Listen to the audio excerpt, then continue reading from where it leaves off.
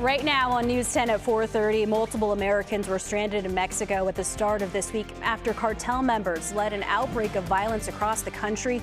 Today, our Tiana Xavier speaks with one of those who were stranded on what she experienced. A Columbia student hauled away by ICE, now released. The surprise, very high-level meeting that may have led to her freedom.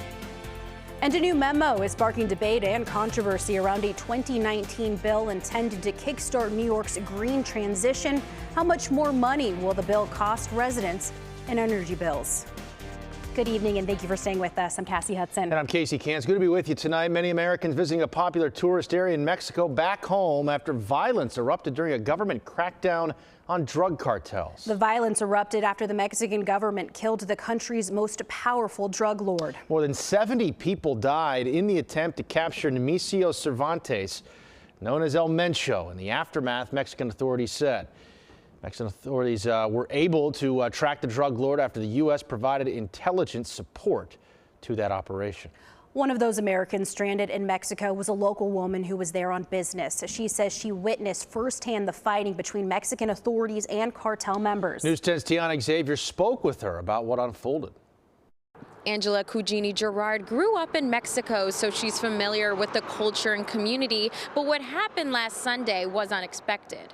All the businesses were shut down, the restaurants were shut down, the public transportation was shut down. Angela, a real estate agent from Lake George, flew into Guadalajara on Thursday for property work in San Antonio, Tlayacapan. Everything seemed normal until news broke that cartel leader El Mencho had been killed during a gunfight with federal police. A girlfriend of mine that I happened to be out with the night before knew I was going across the lake, and she called me and said, I think it would be a bad idea for you to go across the lake today because Tapalpa is across the lake. Tapalpa is where Mexican forces killed El Mencho and unrest quickly followed. Things were really happening in Puerto Vallarta and in that Tapalpa area, and also on the main roads leading out of Tapalpa. By Sunday, flights were canceled. Angela's Monday flight was still on, and her friend Danny offered to drive her to the airport. About 7 miles before we got to the airport, we started seeing traffic, and they were stopping cars because there was a water truck across the highway that had been set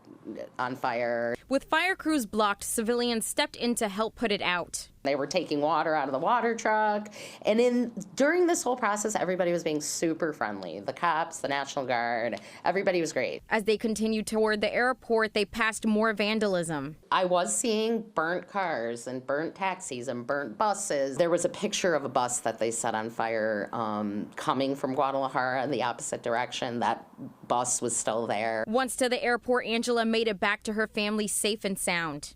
I never felt unsafe. My biggest concern was how was I going to get back home?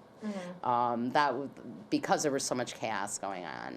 Angela said despite what happened, she still feels comfortable traveling to Mexico and hopes to return soon. Reporting in Lake George, Tiana Xavier, News 10 ABC.